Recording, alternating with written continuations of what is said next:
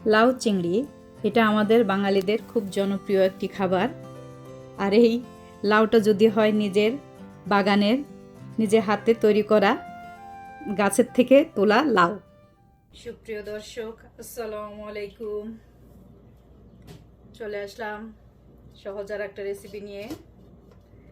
আমি আজকে লাউ রান্না করে দেখাবো আপনাদের সাথে।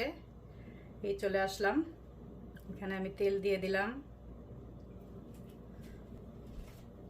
দিয়ে দেব কিছুটা পেঁয়াজ,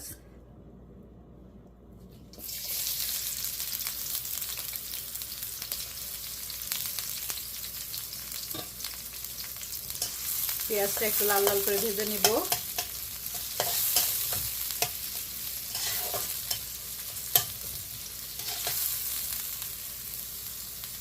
ভাজা ভাজা হয়ে গেছে, লাল হয়ে গেছে পেঁয়াজটা।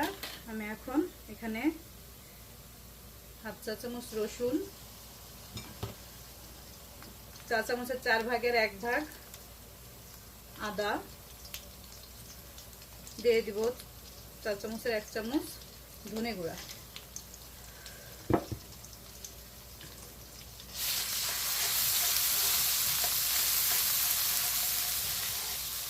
তারপরে দিব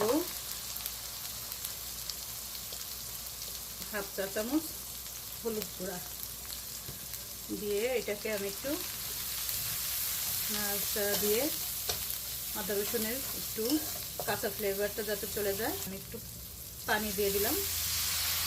পানি দিয়ে আমি এটাকে ভালো করে কষিয়ে নেব, মশলাটা যাতে ভালো করে কষানো হয়, আদা রসুনের কাঁচা ফ্লেভারটা যাতে চলে যায় শেষ পর্যন্ত আমি এটাকে কষিয়ে নেব।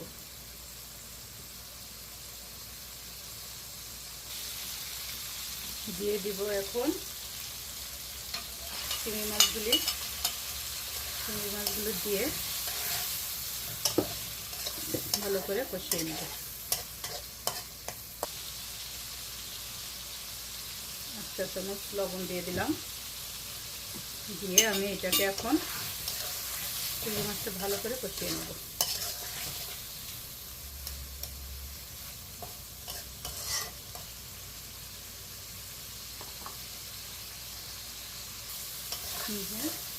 কষানো হয়ে আসছে মাছটা,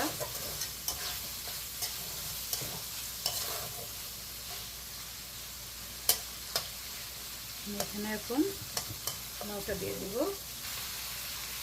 এটা আমার গাছের লাউ, সুন্দর, আমি এক্সট্রা পানি দিব না।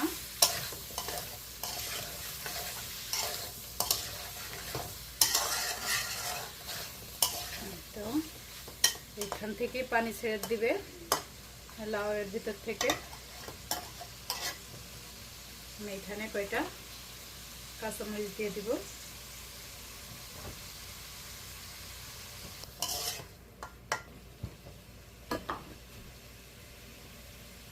আমি এটা ঢেকে দিব।